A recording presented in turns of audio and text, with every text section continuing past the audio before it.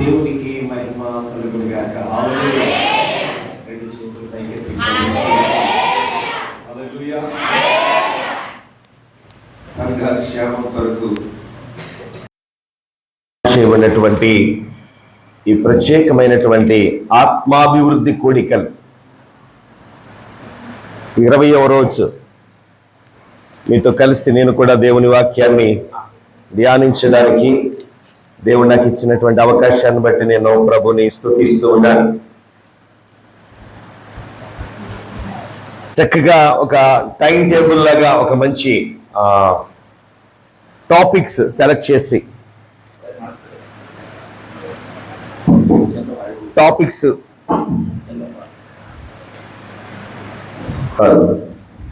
చక్కని topics select చేసి 30 రోజులు దేవుని సన్నిధిలో గడపడానికి ఎప్పుడే చెప్పారు కదా, 1000 ఏళ్ల పరిపాలనలో ఆయనతో పాటు మనం ఉండడానికి కావలసినటువంటి సిద్ధపాటు, ప్రిపరేషన్, ట్రైనింగ్. ఒక విధంగా చెప్పాలంటే ఒక భక్తుడు అన్నాడు, భూమి మీదట మనకి ఒక ట్రైనింగ్ ఉంటుందంట. It's a training for raining అని.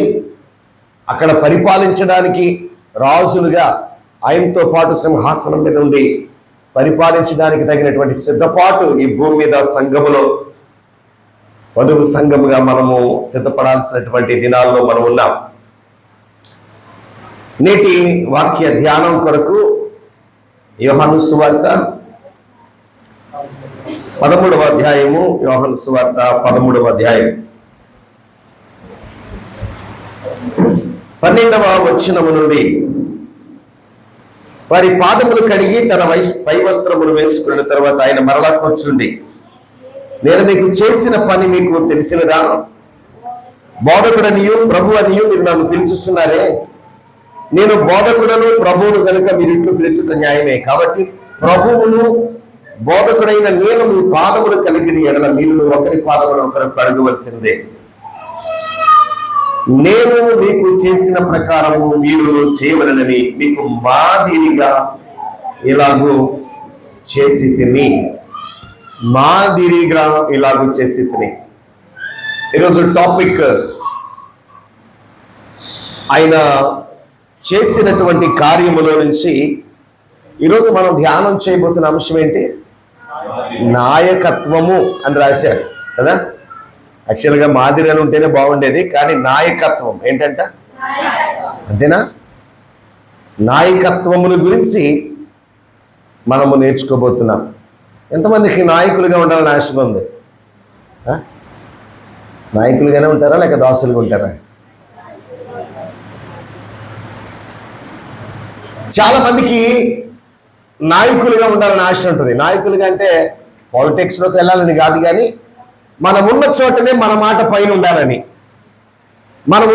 మనం పని చేసే చోట, అంతేందుకు మన కుటుంబంలో కూడా మన మాట పైన ఉండాలని మనం ఆశపడతాం. అది నాయకత్వం అంటే. నాయకత్వం అంటే నథింగ్ బట్ లీడర్షిప్. కొంచెం లీడ్ చేసే రోల్, నడిపించే స్థాయిలో మనం ఉండాలి. ఎవరో చెప్పింది మనం వినడం కాదు, మనం చెప్పింది అందరూ వినాలి. ఈ యొక్క నైజం మానవుల్లో ప్రతి ఒక్కరిలో కూడా ఉంటుంది. ఏమండి ఎందుకు వచ్చిందండి వాళ్ళ కింద మనం అలాగే వెళ్ళిపోదాం అనుకోరు. నేను కూడా నాయకుడిగా ఉండాలి, ఆ స్థానంలో నేను ఉండాలి అని ప్రతి ఒక్కరు ఆశపడతారు. ప్రతి ఒక్కరు కూడా ఆశపడతారు. ఆశపడడం తప్పులేదు, కానీ ఆశను తీర్చుకునే విధానమే తప్పు. చాలామంది, మనందరికీ తెలుసు, సాతానుడి గురించి మనకు తెలుసు. వాడు పడిపోక మునుపు వెలుగుదూతగా ఉన్నాడు. లూసిఫర్ అనే ఒక దేవదూత, దేవుని కంటే కొంచెం తక్కువగా చేయబడినటువంటి ఆ దేవదూత, యెహెజ్కేలు గ్రంథంలోనూ మనము చదవగలుగుతాం వాడి గురించినటువంటి విషయాలు. యెషయా గ్రంథంలో కూడా మనం చదువుతాం.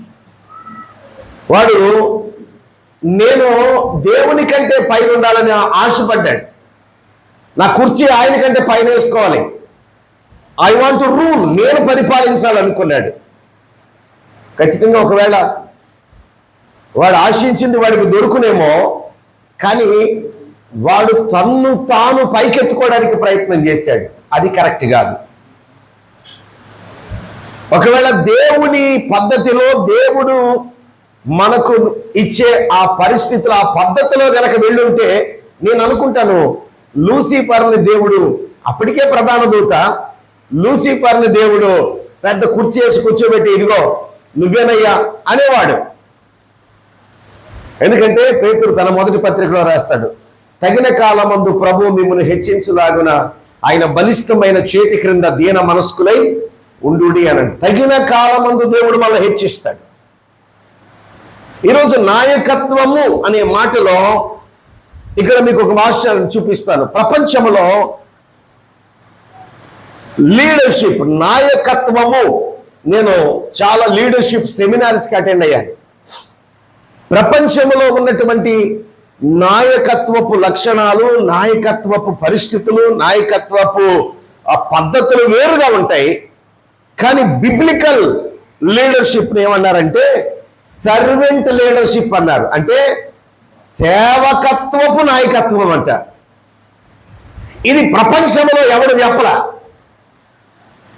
ప్రపంచంలో అనేకమైనటువంటి నాయకత్వపు సూత్రాలు రాసిన వారు ఉన్నారు, కొన్ని పుస్తకాలు ఉన్నాయి లీడర్షిప్ గురించి.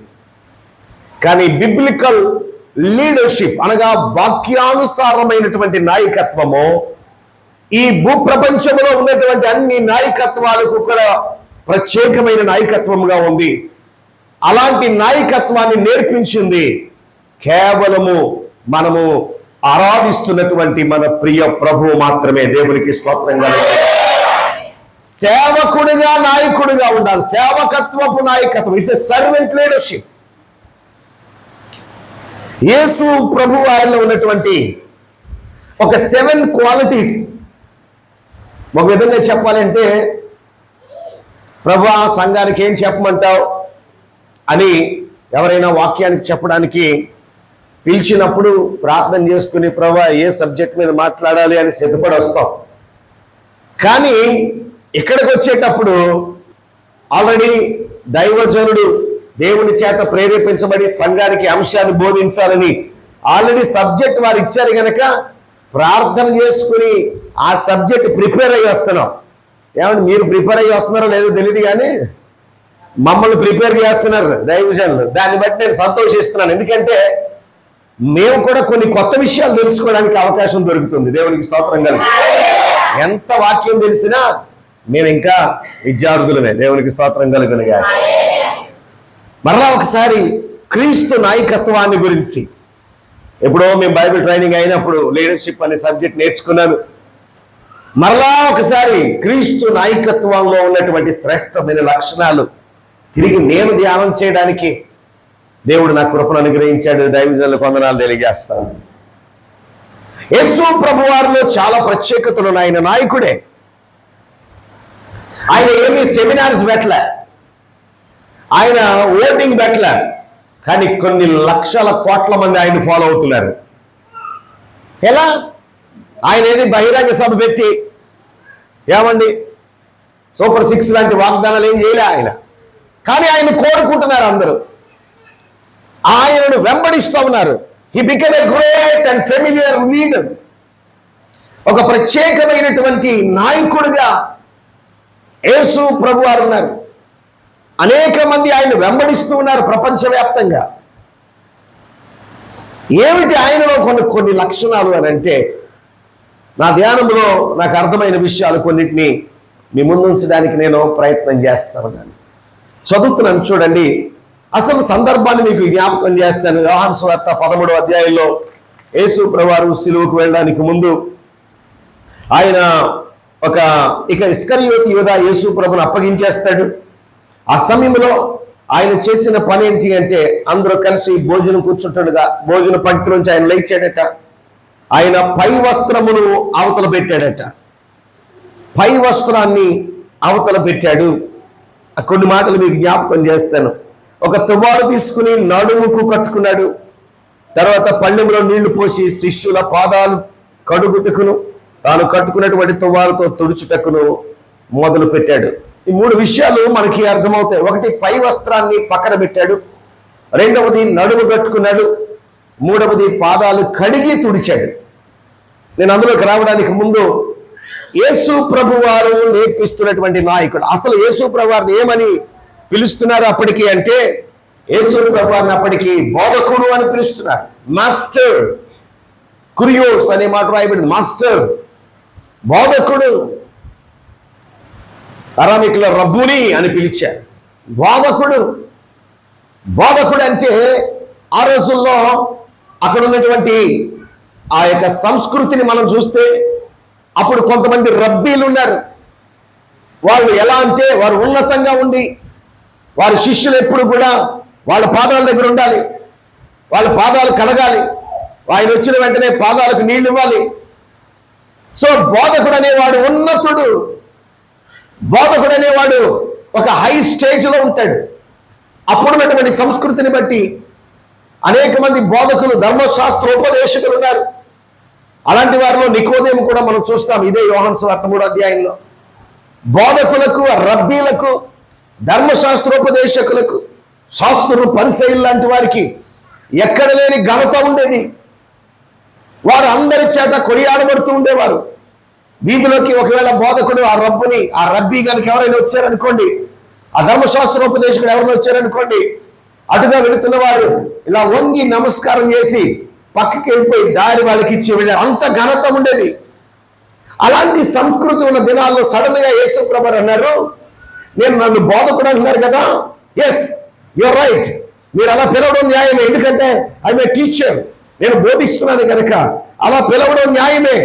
కానీ ఇప్పుడు నేను చేయబోయే పని ఏంటి అనంటే, చేసిన పని ఏంటి అనంటే, ఆయన మీలో ఎవరైతే బోధకుడిగా ఉండాలనుకుంటున్నారో, అలాంటి ఘనత పొందాలనుకుంటున్నారో, అలాంటి గొప్పవాడిగా ఉండాలనుకుంటున్నారో, వారు చేయాల్సిన పని ఏంటి అనంటే, నేను జస్ట్ ఇదే సందర్భాన్ని మరొక సువార్తలో కూడా మీకు చూపించడానికి ఇష్టపడతారు. మార్కు సువార్త 10వ అధ్యాయం, మార్కు సువార్త 10వ అధ్యాయము 42వ వచనము నుంచి, మార్కు సువార్త 10వ అధ్యాయము 42వ వచనము నుండి ఊరకు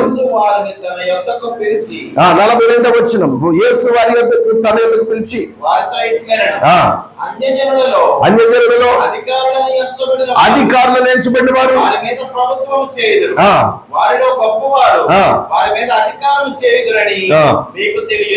ఇది సాధారణంగా ఎక్కడైనా సరే అధికారులు అంటే ప్రభుత్వం చేస్తారు, అధికారులు అంటే గొప్పగా ఉంటారు. కానీ 43వ వచనం మీలో అలా ఉండకూడదు. ఒక డిఫరెంట్ లీడర్షిప్, ఒక డిఫరెంట్ నాయకత్వాన్ని మీకు చూపిస్తున్నాను. గొప్పవాడై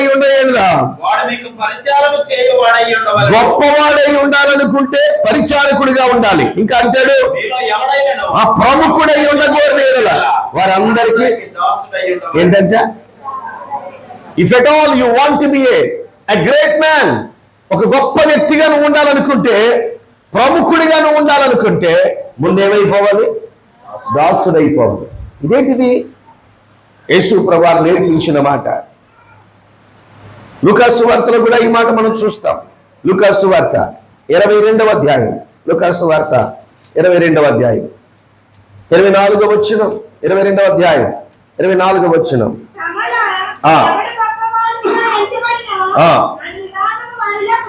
ఏమండి, శిష్యులు 12 మంది కదా.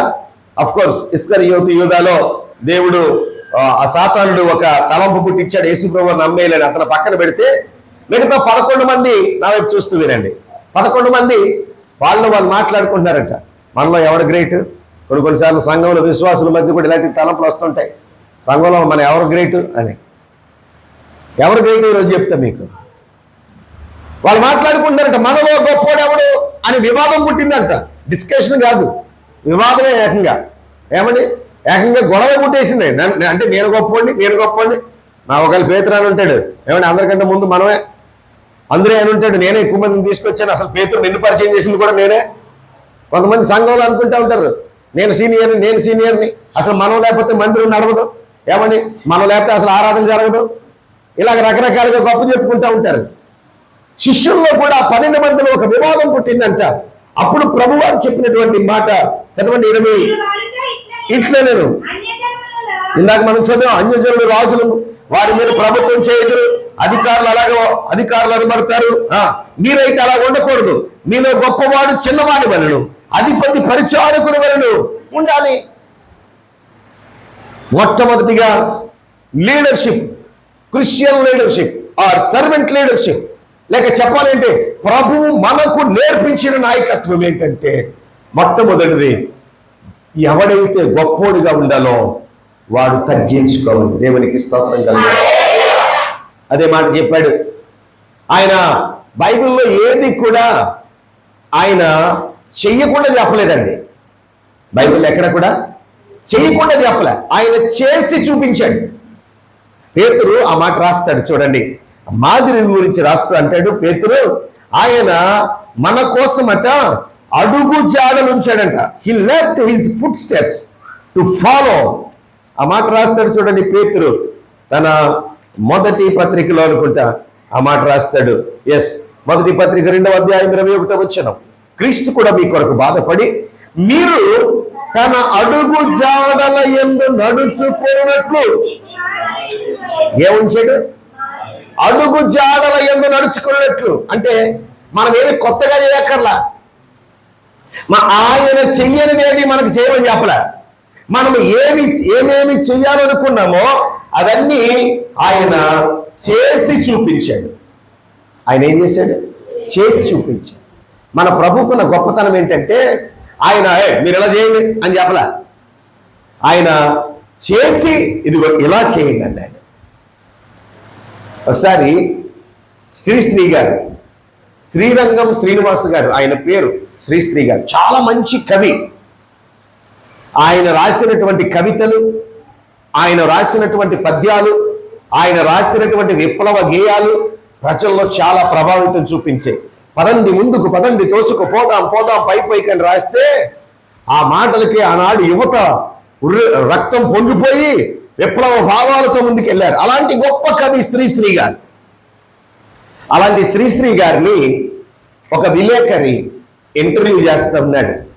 ఏమని ఇంటర్వ్యూ చేస్తున్నాడంటే, శ్రీశ్రీ గారు మీరు ఎంత అద్భుతమైన కవి, మీరు రాసినటువంటి కవితలు కానీ ఆ గేయాలు కానీ అవి నిజంగా ప్రజల్లో ఎంత ప్రభావితం చూపించాయి. నా వైపు చూడాలి మీరందరూ, ఎంత ప్రభావితం చూపించాయి. ఇన్ని గొప్ప కవితలు రాసిన మీరేంటి సార్ ఇలాగా అన్నాడంట. మీరేంటి సార్ ఈ అలవాట్లు ఏంటి సార్ అన్నాడు. అంటే ఆయనకి కొంచెం సిగరెట్ తాగడం, మందు తాగడం అలవాటు ఉంది. అప్పుడు ఈయన అడిగాడట, ఇంత మంచి మాటలు చెప్పి ఇంత మంచి కవితలు రాస్తున్న మీరు సిగరెట్ తాగడం మందు ఏంటి సార్ అని అడిగాడంట. అప్పుడు ఆయన అన్నాడంట, మరి బాబు మేము మైలురాళ్ళ లాంటి వాళ్ళం. ఏంటి? మేము మైలురాళ్ళ లాంటి వాళ్ళం.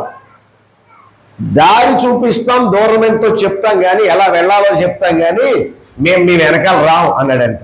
అర్థమైందా నీకు చెప్పిన మాట? రాజమండ్రి వెళ్తున్నారు అనుకోండి, ఏమని ఉంటుంది? రాజమండ్రి ఇంకా 30 కిలోమీటర్లు ఉంది అని ఒక మైల్ రాయి కనపడుతుంది. అది ఏం చెప్తుంది మనకి? ఇంకో 30 కిలోమీటర్లు వెళ్తే రాజమండ్రి వస్తుందని చెప్తుంది. అంతేగాని మనకు కూడా వస్తుందా?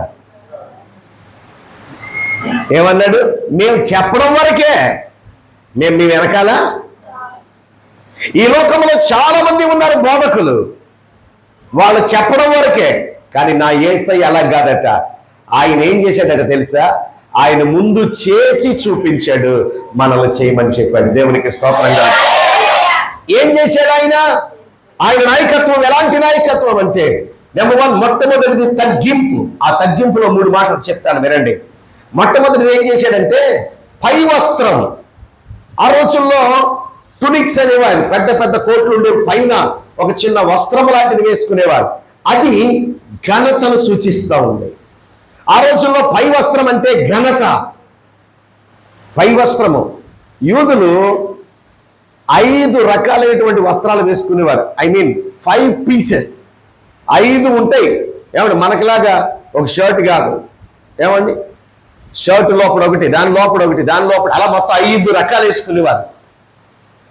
అందులో పై వస్త్రము అన్నిటికంటే పై వస్త్రం అని ఎందుకన్నారంటే 4 వేసుకున్న తర్వాత దాని పైన వేసుకుంటారు దాన్ని. అది ఘనతను సూచిస్తుంది. ఇప్పుడు ఆయన ఏం చేశాడట? పై వస్త్రాన్ని పక్కన పెట్టాడట. ఏమండి నిజమైన నాయకత్వం ఏంటంటే, తగ్గింపు అంటే అర్థం ఏంటంటే నీ ఘనతను పక్కన పెట్టాలి. నీ ఘనతను పక్కన పెట్టాలి. ఘనతను పక్కన పెట్టాలి. చాలాసార్లు మనం తగ్గించుకుంటాం కానీ ఘనతను పక్కన పెట్టాం. నేను ఫలానా, నేను, నాది, నేను అని అహం ఉంటుంది మనకి. యేసు ప్రభు వారు మనకు నేర్పించింది ఏంటంటే పై వస్త్రాన్ని పక్కన పెట్టాడు, తన ఘనతను పక్కన పెట్టాడు. నెంబర్ 2, రెండవది, ఆయన ఘనతను పక్కన పెట్టడం మాత్రమే కాదు, నడుము కట్టుకున్నాడు. నడుము కట్టుకున్నాడు. నడుము కట్టుకోవడం అంటే అర్థం ఏంటంటే సిద్ధపడ్డాడు, సిద్ధపాటు. పేతురు తన మొదటి పత్రికలో రాస్తాడు, మీ మనస్సు అను నడుమును కట్టుకున్నది. అంటే మనస్సును సిద్ధపరచుకున్నాడు. నడుము కట్టుకోవడం అంటే అర్థం ఏంటంటే మనస్సును సిద్ధపరచుకోవడం. నడుము కట్టాడంటే రెడీ అవ్వడం అన్నమాట. నడుము కట్టుకున్నాడు. ఇంటికి మూడవ విషయం, దేనికి రెడీ అయ్యాడు అని అంటే శిష్యుల పాదములు కడగడానికి. యూదులకి 3 రకాలైనటువంటి దాసులు ఉంటారు. యూదులకి 3 రకాలైనటువంటి దాసులు ఉంటారు. యూదులకి ఒక యూదుని ఇంటిలో పని చేయడానికి 3 దాసులు ఉంటారు. మొదటి దాసుని ఏమంటారు అని అంటే పెద్ద దాసుడు అంటారు. అంటే మెయిన్ సర్వెంట్ అన్నమాట. మనకు అర్థమవుతుంది, అబ్రహాం ఇంటిలో పెద్ద దాసుడు ఎలియాజర్. ఈ ఎలియాజర్కి అన్ని పనులు అప్పగిస్తారు. అంటే పెద్ద దాసుడు అంటే అర్థం ఏంటంటే ఇక యజమానుడి తర్వాత యజమానుడి కింద లెక్క. పెద్ద దాసుడు మెయిన్ సర్వెంట్ అన్నమాట. అన్ని ఆయన చూసుకుంటాడు. ఫినాన్స్ కూడా ఆయన చూసుకుంటాడు. పొతిఫర్ ఇంట్లో యోసేపు ఆ ర్యాంక్కి వెళ్ళాడు, పెద్ద దాసుడు. ఇక రెండవ దాసుడు ఉంటాడు. ఇతడు ఏం చేస్తాడంటే, రెండవ దాసుడు ఏం చేస్తాడంటే ఈ యొక్క దైవజనుడు యజమానుడు బయటికి వెళ్ళినప్పుడు వచ్చినప్పుడు, వినాలి, నా వైపు చూడాలి. బయటికి వెళ్ళినప్పుడు వచ్చినప్పుడు ఆ దాసుడికి చెప్పులు తొడుగుతాడు. మీరు అనుకోవచ్చు, చెప్పులు తొడగడం ఏంటండి, చెప్పులు మళ్ళీ ఇంకొకటి తొడగాల అనుకోవచ్చు. వాళ్ళ చెప్పులు ఎలాగుంటాయంటే కింద చెప్పు ఉంటుంది, దానికి ఈ పక్కన తాళ్ళు ఉంటాయి, లెదర్. అవి ఏంటంటే ఈ మోకాళ్ళ వరకు కింద కాలు చెప్పు పెట్టి మోకాళ్ళ వరకు ఇలాగ అల్లాలి. నీకు అర్థమైందా? చెప్పులు వేసుకోవడానికి 10 నిమిషాలు పడుతుంది. మనం చూడండి, సాక్స్ వేసుకుని షూస్ వేసుకుని షూ లేసి కట్టుకుంటాం కదా, అలాగే చెప్పులు వేసుకున్న తర్వాత మోకాళ్ళు కింద వరకు కూడా తాళ్ళు, ఆ లెదర్, వాటిని వారు అంటారు. ఆ చెప్పుల వారులు అల్లాలి. అది చేసే పని ఎవరంటే రెండవ దాసుడు. ఆ ఇంటిలో పని చేయడానికి ఎప్పుడైతే యజమానుడు బయటికి వెళ్తాడు అనగా గబగబా ఆ రెండవ దాసుడు వచ్చి ఆ యజమానుడు కుర్చీలో కూర్చుంటే చెప్పు కట్టి ఆ చెప్పులు వారు కడతాడు అనమాట. వారు అలాగే బయట నుంచి వచ్చేసిన యజమానుడు అలా కుర్చీలో కూర్చోగానే ఆయన ఆ దాసుడు పరుగు వచ్చి ఆ చెప్పులు ఇప్పుతాడు అనమాట. మీకు అర్థమైందా? ఇది రెండవ దాసుడు పని. మొదటి దాసుడేమో ఇంట్లో ఉన్న పనులన్నీ చూసుకుంటాడు. రెండవ దాసుడేమో కూడా చెప్పులు వెళ్ళేటప్పుడు వచ్చేటప్పుడు చెప్పులు వారు విప్పుతాడు. ఇక మూడవ దాసుడు ఉన్నాడు, జాగ్రత్తగా వినాలి. ఈ మూడవ దాసుడు పని ఏంటంటే, ఈ రెండవ దాసుడు చెప్పులు విడిచిపెట్టేసిన తర్వాత మూడవ దాసుడు ఒక బేసిన్ తీసుకుని అందులో నీళ్లు తెచ్చి యజమానుడి కాళ్ళు కడుగుతాడు. ఇక లీస్ట్ అన్నమాట, అంటే అంత తక్కువ జీతం. ఆ దాసుడు పని ఏంటంటే యజమానుడు కాళ్ళు కడగడం. మీకు అర్థమైందా? ఇప్పుడు నా మాట జాగ్రత్తగా వినండి. బాప్తిస్మం ఇచ్చి యోహాను, యేసు ప్రభు వారి కంటే ముందు పుట్టి యేసు ప్రభు వారి యొక్క మార్గాన్ని సరళం చేయడానికి భూలోకానికి వచ్చినటువంటి బాప్తిస్మం ఇచ్చి యోహాను తగ్గించుకున్నాడు. ఎంతగా తగ్గించుకున్నాడంటే ఆయన చెప్పుల వారు విప్పడానికి కూడా, అంటే రెండవ దాసుని స్థాయికి తగ్గించుకున్నాడు. కానీ మన ప్రభు ఎంతగా తగ్గించుకున్నాడంటే మూడవ దాసుని స్థాయికి తగ్గించేసుకుని ఏకంగా శిష్యుల పాదాలే కడుగుతున్నాడు. దేవునికి స్తోత్రం. మన జీవితంలో ఆ తగ్గింపు అనేది చాలా అవసరమైనది. ఎప్పుడైతే మనము దేవుని సన్నిధిలో మనము తగ్గించుకుంటామో ఆ హ్యూమినిటీ, అందుకే కింద ఒక మాట రాస్తాడు, తను తాను తగ్గించుకునేవాడు. అంటే నువ్వు ఒక ఉన్నతమైన స్థితిలో, ఒక నాయకత్వం స్థితిలో నువ్వు ఉండాలి అని అనుకుంటే ఖచ్చితంగా తగ్గింపు కలిగిన వాడిగా ఉండాలి, పరిచారకుడిగా ఉండాలి. అదే అంటాడు మనుష్య కుమారుడు పరిచారము చేయుటకు వచ్చాడు కానీ పరిచారము చేయించుకోవడానికి రాలేదు. తన శిష్యుల పాదములు కడిగాడు. ఎంతగా తగ్గించుకున్నాడు ప్రియులారా. నాయకత్వంలో మొదటి లక్షణం ఏంటంటే తగ్గింపు. మనం మందిరానికి వస్తున్నాం, వాక్యం వింటున్నాం, నిజముగా మనం తగ్గించుకుంటే, ఇందాక నేను చెప్పాను కానీ చదువుతాను చూడండి, పేతురు రాసినటువంటి ఆ మొదటి పత్రికలో 5వ అధ్యాయంలో ఆ మాట చాలా ప్రాముఖ్యమైనటువంటి మాట. తగ్గిన కాలమందు ప్రభు మిమ్మును హెచ్చించులాగున అంటాడు చూడండి. 6వ వచనం, 5వ అధ్యాయం 6వ వచనం, మొదటి పేతురు రాసిన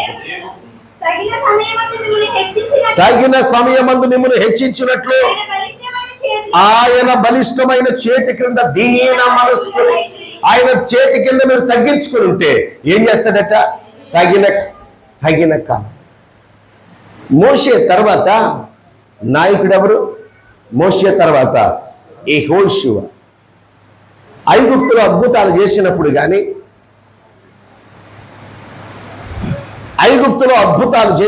కానీ, ఎర్ర సముద్రం పాయలైన సందర్భంలో కానీ, ఈ మారా మధురముగా మార్చబడిన సందర్భము కానీ, ఇంచుమించు నిర్గమకాండము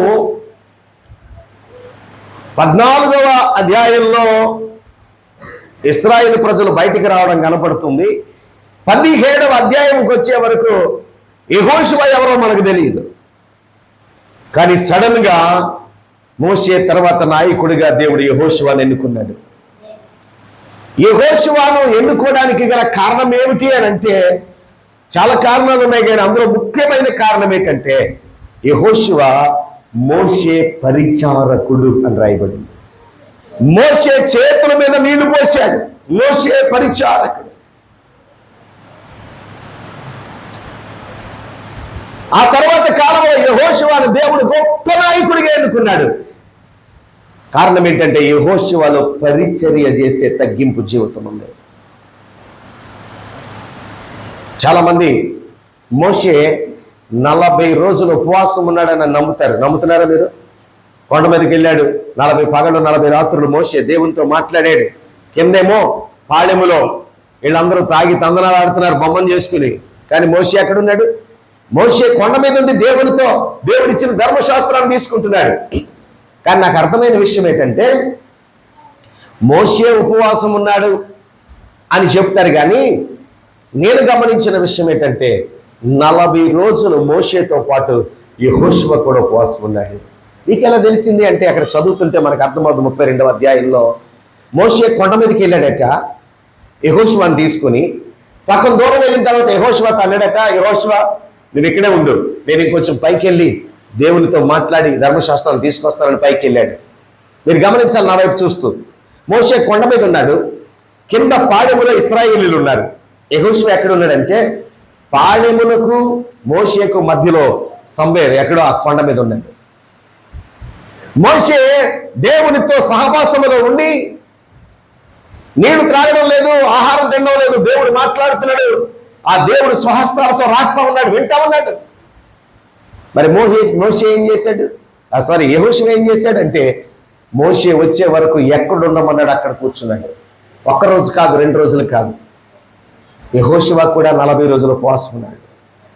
ఆ తర్వాత మోషే యెహోషువ దగ్గరికి వచ్చాడు. యెహోషువ ఇద్దరు కలిసి కిందకు వస్తున్నారు. కింద నుంచి ఒక ధ్వని వినబడతా ఉంది. ఆ ధ్వని వినబడుతున్నప్పుడు యెహోషువ అంటున్నాడు అది యుద్ధ ధ్వని అంటున్నాడు. మోషే అంటున్నాడు కాదు, అది ఒక పండగ ధ్వని. అంటే కింద ఏం జరుగుతుందో యెహోషువకు తెలియదు. అంటే దాని అర్థం ఏంటంటే మోషే వచ్చే వరకు యెహోషువ కిందకి వెళ్ళలే. పోలే ఆయన ఎప్పుడో వచ్చాడు, చాలా రోజులు ఇది కిందకి వెళ్ళి టీ దగ్గర వచ్చేద్దాం అనుకోలే. మోషేతో పాటు యెహోషువ కూడా పరిచారకుడిగా ఉండి 40 రోజులు ఉపవాసం ఉన్నాడు. దేవునికి స్తోత్రం కలిగింది. నేను చెప్పదలుచుకున్న మాట ఏంటి అని అంటే పరిచారము చేయడం, తగ్గింపు కలిగి ఉండడం హెచ్చింపునకు కారణమవుతుంది. నిజమైన నాయకత్వంలో తగ్గింపు ఉండాలి. అందుకే అంటున్నాడు, మీలో ఎవరైనా గొప్పవాడిగా ప్రముఖుడిగా ఉండాలంటే ఏం చేయాలి? ముందు తగ్గించుకోండి అంతే. హైదరాబాద్లో ఒక శాఖ, క్రైస్తవ శాఖ ఉంది. ఒకప్పుడు చాలా అద్భుతంగా ఉంది, ఇప్పుడు ముక్కలు అయిపోయింది అనుకోండి. అక్కడ ప్రతి ఆదివారం భోజనాలు పెడతారు. నేను హైదరాబాద్లో ట్రైనింగ్ అవుతున్నప్పుడు అక్కడికి వెళ్ళినప్పుడు నాకు చాలా నచ్చింది పద్ధతి. భోజనాలు పెడతారు. అక్కడ భోజనాలు పెట్టేసిన వెంటనే ఆకులు ఎత్తేది ఎవరో తెలుసా? ఐఏఎస్ ఆఫీసర్లు, డాక్టర్లు, ఇంజనీర్లు ఆకులు ఎత్తుతారు. వాష్రూమ్స్ కడిగేది ఎవరో తెలుసా? నాకు చాలా ఆశ్చర్యంగా అయింది. ఫస్ట్ టైం వెళ్ళాను నేను అక్కడికి. ఆయన హైదరాబాద్లో ఆయన అపాయింట్మెంట్ దొరకదు చూపించుకోవడానికి. ఐ స్పెషలిస్ట్ ఆయన, ఒక డాక్టర్. సోమవారం నుంచి శనివారం వరకు ప్రతి ఉదయం ప్రతి సాయంత్రం హాస్పిటల్లో లైన్ ఉంటుంది ఆయన చేత చూపించుకోవడానికి. ఆదివారం చూడ్డా ఆయన. ఆదివారం మందిరానికి వస్తాడు. ఏం చేస్తాడయ్యా అంటే, పొద్దున్నే 6 గంటలకు మందిరానికి వెళ్ళి 8 వాష్రూమ్స్ ఉంటాయి. అసిస్టెంట్ని తీసుకెళ్ళి, ఒరే బాబు నువ్వు నీళ్ళు అన్నావు. ఆయనకైనా ఒక్కడే కారు వేసుకొచ్చేసి మొత్తం వాష్రూమ్స్ అన్ని కడుగుతాడు. బయట నువ్వు ఎలాగున్నా సరే దేవుని సన్నిధికి వచ్చినప్పుడు నువ్వు ఏమైపోవాలి? తగ్గించుకోవాలి. అసలు మనం ఎంతగా తగ్గించుకోవాలి? అసలు మనలో ఏమీ లేకపోయినా మనకి ఎంత పొగరో, మనకెంత అతిశయమో. కోట్ల కొలది ఆస్తున్నటువంటి అబ్రహాంకి ఎంత ఉందో అబ్రహాంకే తెలియదు. దేవుని సన్నిధికి వచ్చి ఏమన్నాడు తెలుసా? ధూళి వంటి వాడని అన్నాడు. ఏంటంట? మరి అబ్రహామే ధూళి వంటాడంటే మనం ఏమనాలి? 40 సంవత్సరాలు ఇశ్రాయేలు ప్రజలను ఏకఛత్రాధిపత్యంగా పరిపాలించినటువంటి దావీదు ఏమన్నాడు తెలుసా? నేను ఓటి కుండనన్నాడు, అంటే పగిలిపోయిన కుండనన్నాడు. మరి మనం ఏమనాలి? తగ్గించుకో అనేది మనకి చాలా అవసరం. ఒకవేళ నీకంటూ ఏదైనా గొప్ప చెప్పుకోవడానికి ఏమైనా ఉందంటే, అతిశయించడానికి ఏమైనా ఉందంటే ఏది చెప్పండి? వాక్యంలో రాస్తాడు, జ్ఞాని తన జ్ఞానమును బట్టి, శూరుడు తన శౌర్యమును బట్టి అతిశయించకూడదట. అతిశయించువాడు దేవుని బట్టి అతిశయించాలి. దేవునికి స్తోత్రం. తగ్గింపు కలిగిన వాడై ఉన్నారు. ఎప్పుడైతే ఆ యొక్క నాయకత్వంలో తగ్గింపు లక్షణం అనేది చాలా ప్రాముఖ్యం. తను తాను తగ్గించుకున్నాడు, ఘనతను పక్కన పెట్టాడు. ఫిలిప్పీలకు రాసినటువంటి పత్రికలో మనం చదువుతాం, ఆయన ఎంతగా తగ్గించుకున్నాడో మనకు కనపడుతుంది. ఫిలిప్పీ పత్రిక 2వ అధ్యాయం, ఫిలిప్పీ పత్రిక 2వ అధ్యాయం. క్రిస్టాలజీ అంతా అక్కడే రాయబడి ఉంది. అసలు క్రీస్తు అంటే ఏంటో మొత్తం మనకు అర్థమవుతుంది. ఏమండి? 5వ వచనం, క్రీస్తు యేసునకు కలిగిన ఈ మనస్సు. ఏ మనస్సు? క్రీస్తుకి ఏ మనసు ఉందంట? అప్పుడు రాస్తున్నాడు చూడండి, ఏ మనసు అట? ఆయన దేవుని స్వరూపము కలిగి ఉండి దేవునితో సమానముగా ఉండుట విడిచిపెట్టకూడని భాగ్యమని ఎంచుకోలేదు గాని మనుష్యునిగా పోలికగా పుట్టి దాసుని స్వరూపమును ధరించుకుని తను తానే రిక్తునిగా చేసుకున్నాడు. మరి ఆయన ఆకారమును మనుషునిగా కనపడి మరణము పొందినంతగా, అనగా శిలువ మరణము పొందినంతగా విధేయత చూపిన వాడే తన్ను తాను తగ్గించుకున్నాడు. తన్ను తాను తగ్గించుకున్నాడు. క్రీస్తు నాయకత్వం మనకు అవసరం. ప్రభువు నేర్పిస్తున్నటువంటి నాయకత్వం మనకు అవసరం. ఒక నాయకుడికి ఉండాల్సిన మొదటి లక్షణం ఏంటంటే తగ్గింపు చాలా అవసరం. దాన్ని సర్వెంట్ లీడర్షిప్ అన్నారు. నిన్ను నువ్వు తగ్గించుకుంటా ఉంటే దేవుడు ఖచ్చితంగా ఏదో ఒక రోజున నిన్ను నాయకత్వంలో పెడతాడు. నీకు తెలియకుండానే దేవుడు నిన్ను తీసుకొచ్చి అవకాశం ఇస్తాడు.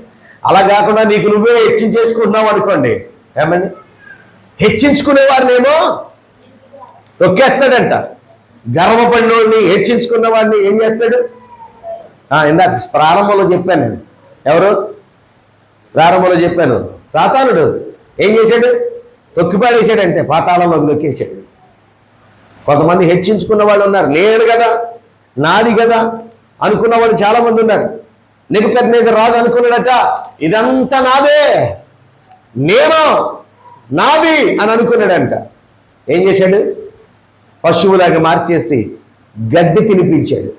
మనం పాడతాం. మనం గర్వమనచి గద్దెను దింపి ఘనులనైనా మేపవగడ్డి రేయి పగలు నీ పద సేవ దీవదాయక చేయుట మేలు సాటి లేని దేవుడవీవే నాదు కోట కొండయు నీవే సాటి లేని దేవుడవీవే నాదు కోట కొండయు నీవే. హల్లెలూయా హల్లెలూయా హల్లెలూయా. సో మొదటిది నాయకత్వంలో ఉండాల్సిన. నేను 3 చెప్పాను కనుక ఈ రోజు కూడా 3 చెప్తా. అసలు 7 రాసుకొచ్చాను కానీ 3 చెప్తాను, ఈజీగా జ్ఞాపకం ఉంటాయి. మొదటిది తగ్గింపు.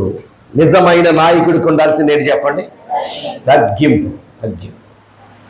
రెండవది నిజమైన నాయకుడికి ఉండాల్సింది నాయకత్వపు లక్షణములో రెండవది ఏంటంటే నీ శిష్యులు లేకపోతే నీతో ఉన్నవారిని నీతో సమానముగా నీతో పాటు సమానమైనటువంటి వ్యక్తులుగా వారిని ప్రేమించి వారి మీద కనికరం చూపించాలి. దేవుడికి స్తోత్రం కలుగును. నాయకుడు ఎప్పుడు కూడా నిజమైనటువంటి నాయకత్వపు లక్షణం ఏంటో తెలుసా? శిష్యుల్ని ఎప్పుడు కూడా తనలాగా తయారు చేయాలి. శిష్యుల్ని ఎప్పుడు కూడా అంటే ఇప్పుడు మనం చదివిన వాక్యంలోనే ఉంది, క్రీస్తు యేసునకు కలిగిన ఈ మనసు మీరు కలిగి ఉన్నాడు. అబద్ధమే, ఆయన మనసు వేరు మీ మనసు వేరు కాదు. యేసు ప్రభువారు జీవించి ఉన్న కాలంలో యేసు ప్రభువారిని పట్టుకోవడానికి వచ్చారు. యేసు ప్రభువారిని పట్టుకోవడానికి వచ్చినప్పుడు వాళ్ళు ఇస్కరియోతు యూదాతో ఒక డీల్ మాట్లాడుకున్నారు. ఏంటి ఆ డీల్ అంటే, మేము అక్కడికి వచ్చిన తర్వాత యేసు ప్రభు ఎవరో మాకు తెలియదు. ఆ మాట అనడానికి గల కారణం ఏంటంటే శిష్యులందరూ ఒకలాగా ఉండేవారట. 12 మందితో పాటు మధ్యలో యేసు ప్రభు ఉంటే యేసు ప్రభు ఎవరో శిష్యులు ఎవరో మీకు అర్థమైంది. 6 నెలలు సహవాసం చేస్తే వాళ్ళే. మీరు ఎన్ని నెలల నుంచి సహవాసం చేస్తున్నారు దేవునితో చెప్పండి? మనం ఏమైపోవాలా? మనము క్రీస్తులం అయిపోవాలి, చిన్న క్రీస్తులం అయిపోవాలి. దేవునికి స్తోత్రం కలుగును. అసలు ఈ భూమి మీద సంఘంలో మనం నేర్చుకుంటున్న పని ఏంటి అంటే, మనం నేర్చుకుంటున్న విషయం ఏంటంటే క్రీస్తులాగా మారిపోవడానికే మన ప్రయత్నం అంతా.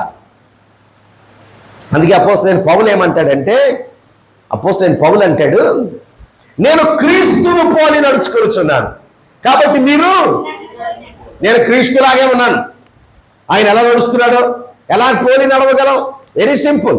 ఇందాక నేను చదివించాను, ఆయన మాదిరి ఉంచాడట. ఆయన మాదిరి, ఆయన ముందు నడిచెళ్ళాడు. మనం అటు ఇటు చూడకుండా ఆయన ఫుట్ స్టెప్స్లో ఆయన అడుగు జాడల్లో నడుచుకుంటూ వెళ్ళిపోయామనుకోండి, మనం ఆయన ఎక్కడికి వెళ్ళాడు అక్కడికి వెళ్ళిపోతాం, ఆయనలాగా మనం మారిపోతాం. దేవునికి స్తోత్రం కలుగు.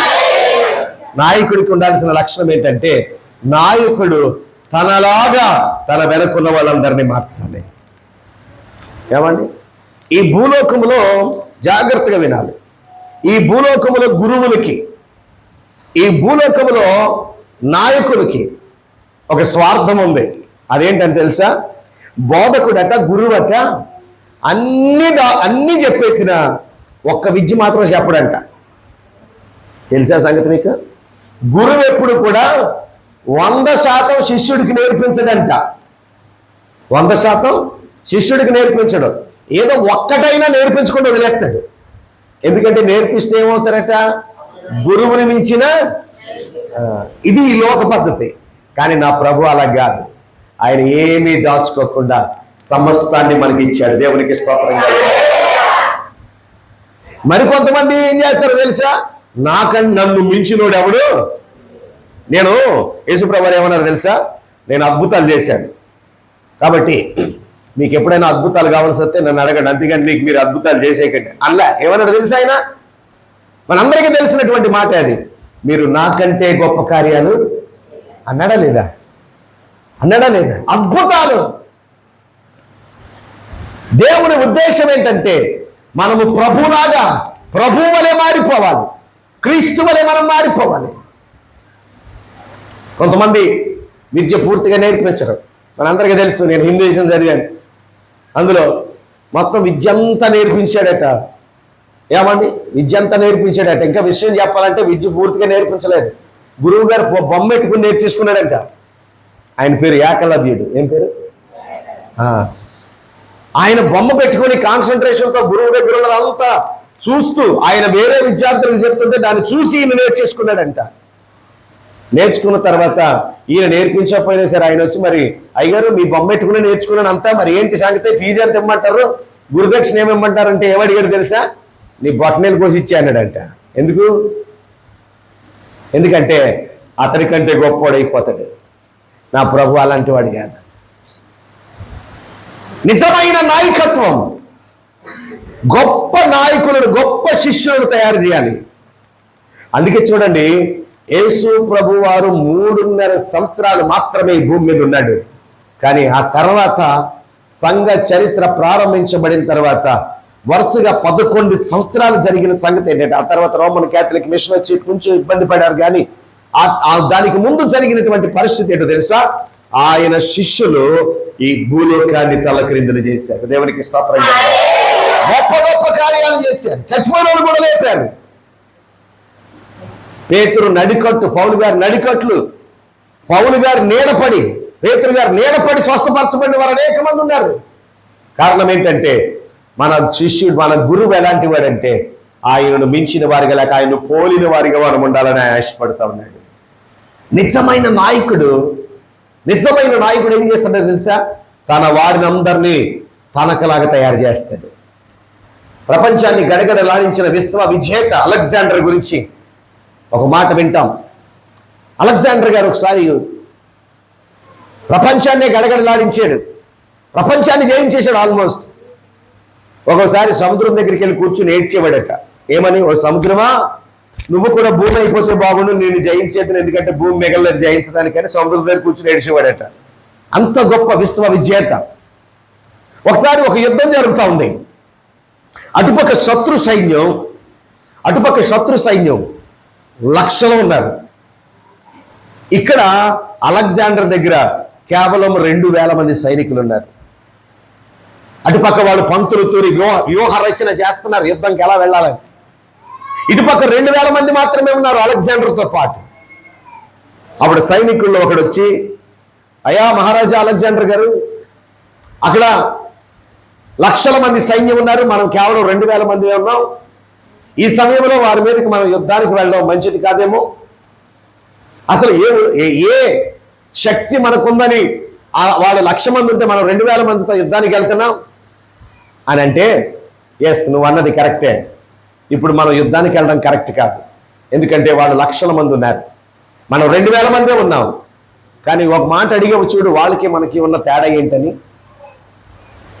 అదేంటో తెలుసా? వాళ్ళ రాజును పట్టుకున్నారనుకోండి, వాళ్ళకి ఒకడే రాజు. ఎంతమంది? ఒకడే రాజు.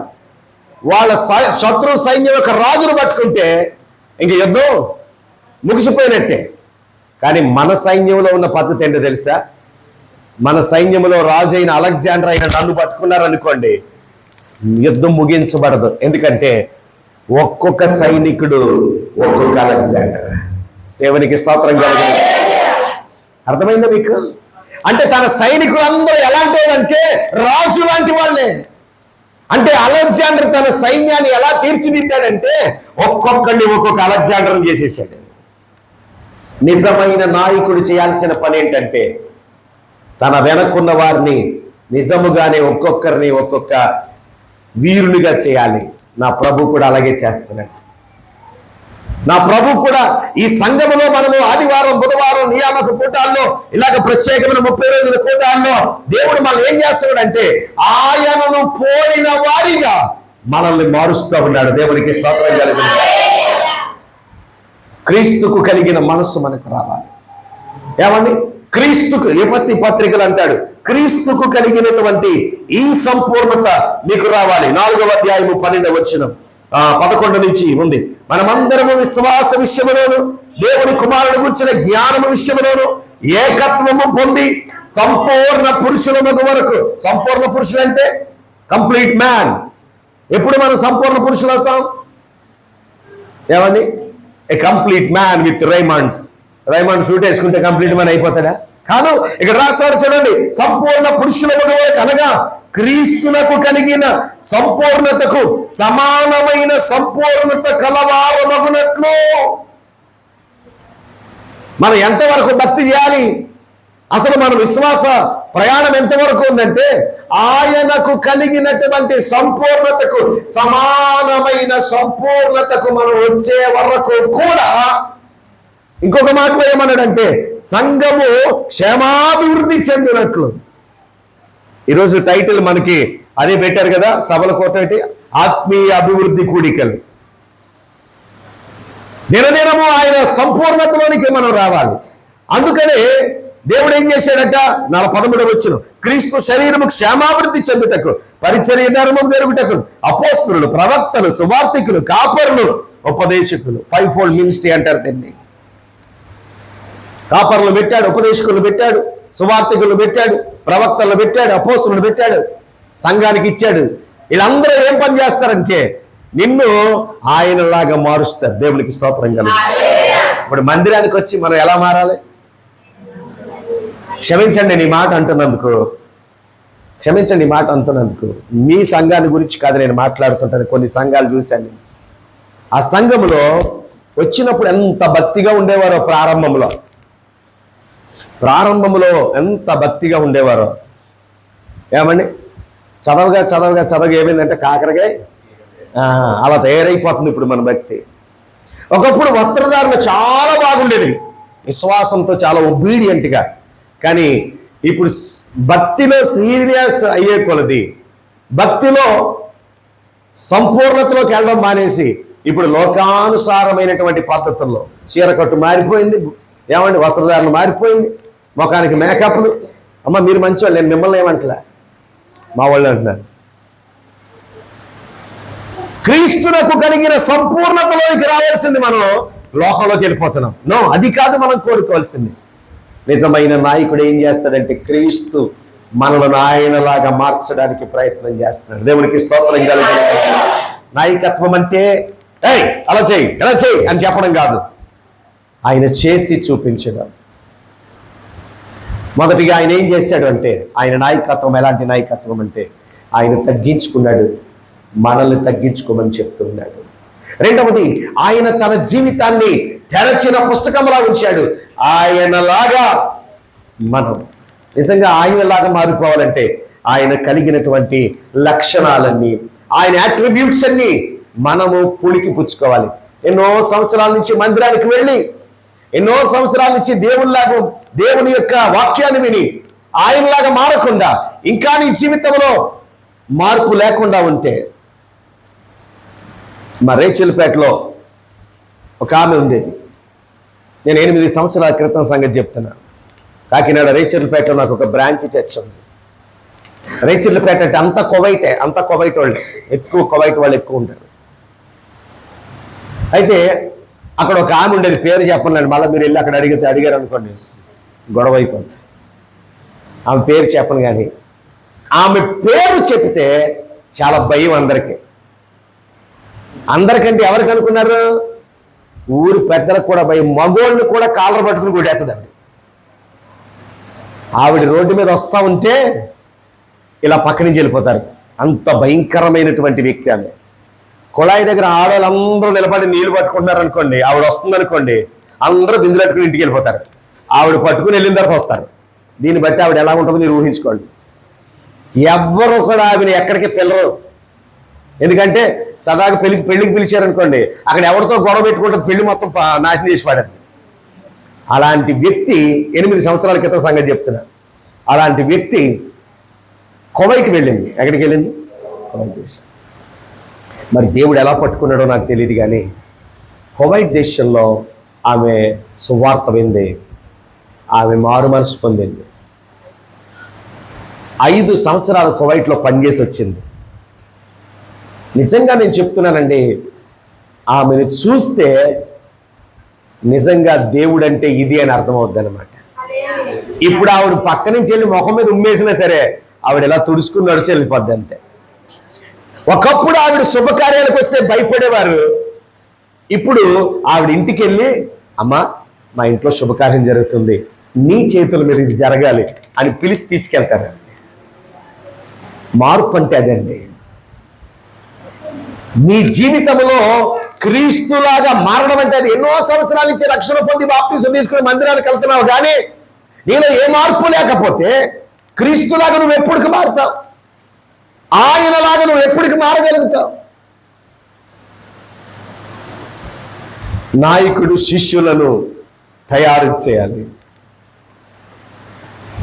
నీవు నీలాగా ఇంకొకరిని మార్చాలి అంటే నువ్వు ప్రభువులాగా మారాలి. అదే పౌలు చేసిన పని. నేను క్రీస్తును పోలి నడుస్తున్నాను. ఇప్పుడు మీరేం చేయాలో తెలుసా? నన్ను పోలి. మందిరానికి వచ్చే సీనియర్స్ ఏం చేయాలో తెలుసా? వాళ్ళు కొత్తగా రక్షణ పొందే వాళ్ళు ఏమనుకోవాలి తెలుసా? అబ్బా భక్తి చేస్తే వీళ్ళకి చేయాలి అని అనుకోవాలి. ఎందుకంటే ఆవిడ ఎవరిని చూసి నడుస్తుంది? సమూయేలు మొదటి గ్రంథంలో దావీదును చూచి ఇశ్రాయేలు ప్రజలు అంటారు, దావీదు ఇశ్రాయేలు ప్రజలకు దీపమగు నీవు ఆరిపోకూడదు. ఇశ్రాయేలు ప్రజలకు దీపమగు నీవు ఆరిపోకూడదు. అబ్బా ఎంత చక్కని మాట చెప్తారు చూడండి. ఆ మాట నేను మీకు చూపిస్తాను. సమూయేలు మొదటి గ్రంథమా రెండవ గ్రంథంలోనూ ఆ మాట అంటుంది. ఎస్, సమూయేలు రెండవ గ్రంథం 21వ వచనం. సమూయేలు రెండవ గ్రంథము 21వ అధ్యాయము 17వ వచనం. సెరూయా కుమారుడైనటువంటి అభిషై రాజును ఆదుకుని ఆ ఫిలిస్తీని కొట్టి చంపాను. దావీదు జనులు దీన్ని చూచి ఇశ్రాయేలులకు దీపమగు నీవు ఆరిపోకుండానట్లు. దావీదు ఎవరంట? నా వైపు చూస్తూ వినాలి. దావీదు ఎవరంట? ఇశ్రాయేలు అందరూ అంటున్నారు, దావీదు నీవు మాకు దీపం, నువ్వు మాకు అంటే అర్థం ఏంటంటే మాకు మాదిరి నువ్వే, మాకు దారి చూపించేవాడు నువ్వే. ఇప్పుడు నా వైపు చూస్తూ అందరూ వినాలి జాగ్రత్తగా.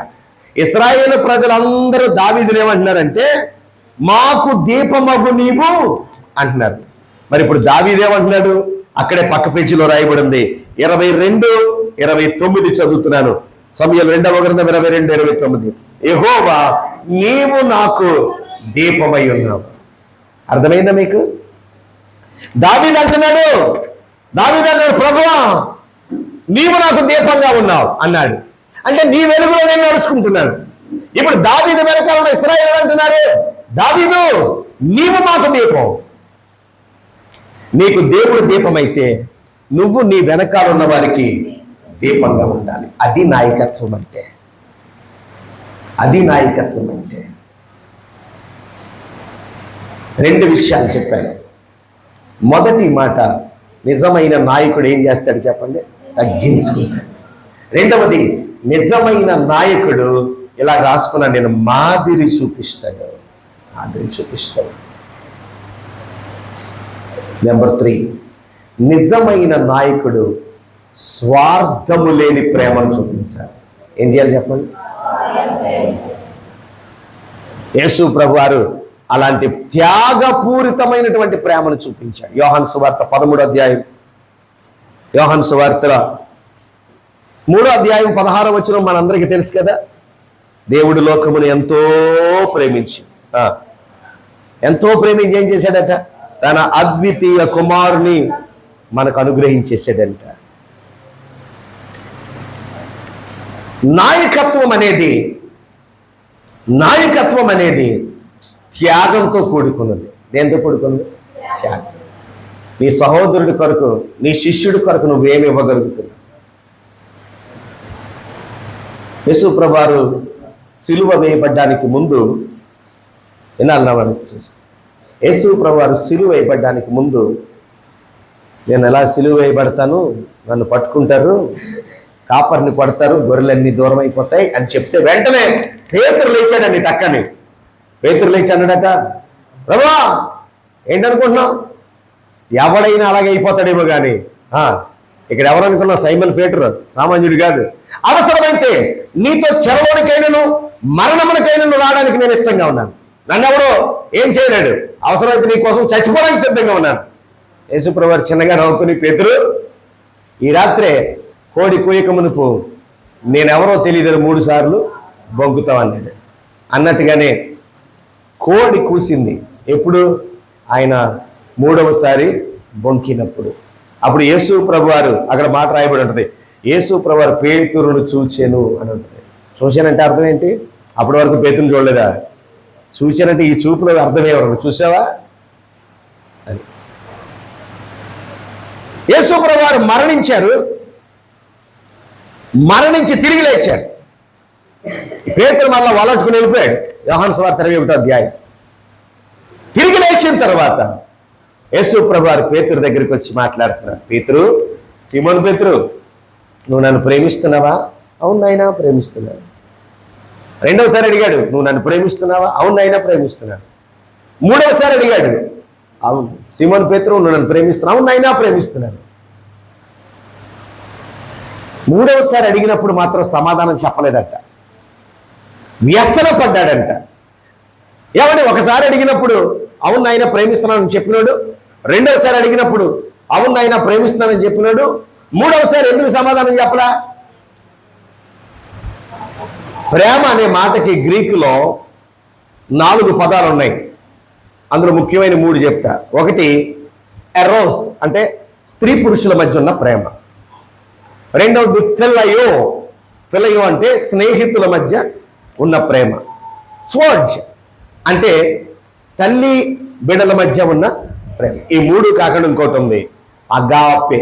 ఏంటి అగాపే? అంటే దేవుని ప్రేమ. గ్రీక్ బైబిల్ చదివితే ఇలా రాసి ఉంటుంది. ఏమనంటే మొదటిసారి అడిగినప్పుడు అన్నాడంట, పీటర్ డు యు ఫిలయో మీ అన్నాడు. అంటే ఒక స్నేహితుడు ఇంకొక స్నేహితుడిని ప్రేమిస్తున్నట్టు ప్రేమిస్తున్నావా అన్నాడట. అవునైనా ప్రేమిస్తున్నాను. 2వసారి కూడా డు యు ఫిలయో మీ అన్నాడు. అంటే ఒక స్నేహితుడు ఇంకొక స్నేహితుడిని ప్రేమిస్తున్నట్టు ప్రేమిస్తున్నావా? అవునైనా ప్రేమిస్తున్నాను. కానీ 3వసారి అడిగినప్పుడు మాట మార్చాడట. ఏమన్నాడు తెలుసా? డు యు అగాపే మీ అన్నాడంట. అంటే నేను నిన్ను ప్రేమించినట్లుగా నువ్వు నన్ను ప్రేమిస్తున్నావా? గుండెల్లో రాయడిపోయింది. నేను నిన్ను ప్రేమించినట్లుగా అంటే అర్థం ఏంటి? నేను నిన్ను ప్రేమించి నీ కొరకు నా ప్రాణం పెట్టాను. ఇప్పుడు నువ్వు నన్ను ప్రేమించి నా కొరకు ప్రాణం పెట్టగలవా? అది పేతురికి ఏం చెప్పాలో అర్థం కాక మదన పడిపోయాడు, వ్యసన పడిపోయాడు. కానీ పేతురు సమాధానం చెప్పాడు. ఎప్పుడో తెలుసా? తన మినిస్ట్రీ ముగింపులో పేతురుని చంపడానికి తీసుకెళ్తుంటే అప్పుడు ఒక మాట అన్నాడు పేతురు. ఏమన్నా తెలుసా? ఆయన నన్ను ప్రేమించి నా కొరకు ప్రాణం పెట్టాడు. నేను అంత గొప్పవాడిని కాదు గనక నన్ను తల క్రిందులుగా సిలువ వేయండి అని ప్రభు కొరకు ప్రాణం అర్పించిన వాడు, త్యాగాన్ని చేసిన వాడు పేతురు. ఈరోజు నేను ఒక మాట చెప్పి ప్రార్థన చేస్తాను. నాయకుడు అంటే ప్రాణం అర్పించడానికి కూడా సిద్ధపడాలి. నా ప్రభు నిజమైన నాయకుడు. తన స్నేహితుని కొరకు ప్రాణం పెట్టువాని కంటే ఎక్కువ ప్రేమ కలిగిన వాడు ఎవడున్నాడు? ఆయన నీ కొరకు నా కొరకు ప్రాణాన్ని అర్పించాడు. ఇప్పుడు నీవు కూడా ఆ నాయక లక్షణం రావాలంటే నువ్వు కూడా ప్రభు కొరకు ఏం పెట్టాలి? ఎంతమంది ప్రభు కొరకు చచ్చిపోవడానికి సిద్ధంగా ఉన్నారు? ఎందుకు వచ్చిన గొడవండి బాబు, ఏదో కలిసి వస్తుందని మందిరానికి వస్తే చచ్చిపోమని. నేను మాట చెప్పనా? త్యాగం అంటే అర్థం ఏంటో తెలుసా? నీ ప్రాణాన్ని త్యాగం చేసేమని చెప్పట్లా. నీవు దేవుని కంటే ఎక్కువగా దేన్ని ప్రేమిస్తున్నావో దాన్ని త్యాగం చేయగలగాలి. అబ్రహాం ఏమన్నాడు తెలుసా? అబ్రహమా, నీకు ఒక్కగానొక్క కుమారుడైనా నీవు ప్రేమించుచున్న ఇస్సాకుని నాకు బలిచ్చేయగలవా అంటే అర్థం ఏంటో తెలుసా? అబ్రహామును దేవుడు ప్రాణం అడిగినట్టే లెక్క. ఎందుకంటే 100 సంవత్సరాల తర్వాత పుట్టిన కొడుకు అంటే ఎంత ప్రాణం, ఎంత చక్కగా ప్రాణానికి ప్రాణంగా పెంచుకున్నటువంటి కొడుకుని అడిగాడు అంటే దాని అర్థం ఏంటో తెలుసా?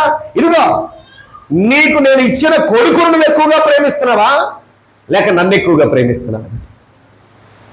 నా కొరకు నువ్వు ప్రేమిస్తున్న దాన్ని వదులుకోగలవా? అది త్యాగం అంటే. ప్రభు కొరకు నువ్వు దేన్ని ప్రేమిస్తున్నావో దాన్ని వదులుకోగలవా?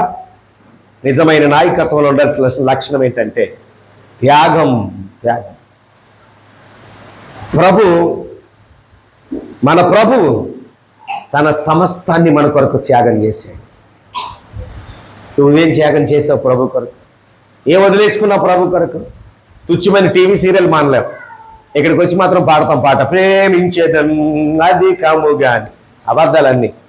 నిజముగా నువ్వు ప్రేమిస్తే దేవుని తప్ప ఈ లోకాన్ని కానీ లోకములో ఉన్నదాన్ని నేను ప్రేమించద్దు. ఒకవేళ లోకమును ప్రేమిస్తే తండ్రి ప్రేమ వాణిలో ఉండదు. లోకములో ఉన్నదంటే శరీరాశ, నేత్రాశ, జీవపుటము ఇద్దరిని ఒకసారి ప్రేమించలేదు. Either Jesus or the world. లోకానైనా ప్రేమించాలి, దేవుణ్ణైనా ప్రేమించాలి.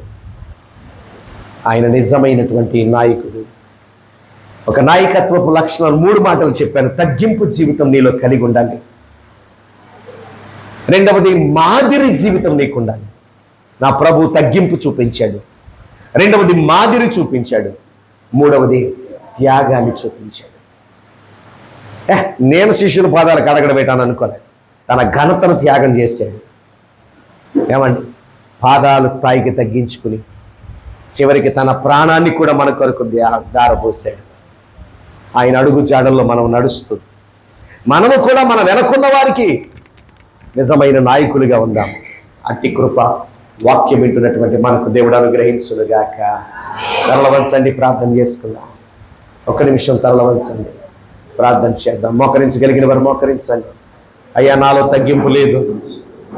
అయ్యా, మాదిరికరమైన జీవితం నాలో లేదు. నా వెనకున్న వారికి నేను మాదిరిగా ఉండాలి. నీ అడుగు జాడల్లో నేను నడుస్తూ నా వెనకున్న వారికి నా అడుగు జాడలు, నా మాదిరి చూపించగలిగే కృప నాకు దయచేయి. నిన్ను మాత్రమే ప్రేమించగలిగే త్యాగాన్ని నాకును మీరు దయచేయమని ప్రార్థన చేస్తూ నన్నయ్య. Thank you lord. ఈరోజు మాతో మీరు మాట్లాడినందుకు వందనాలు. ఒక మాట నోరు తెరిచి ప్రార్థన చేద్దాం. అయ్యా, ప్రార్థిద్దాం.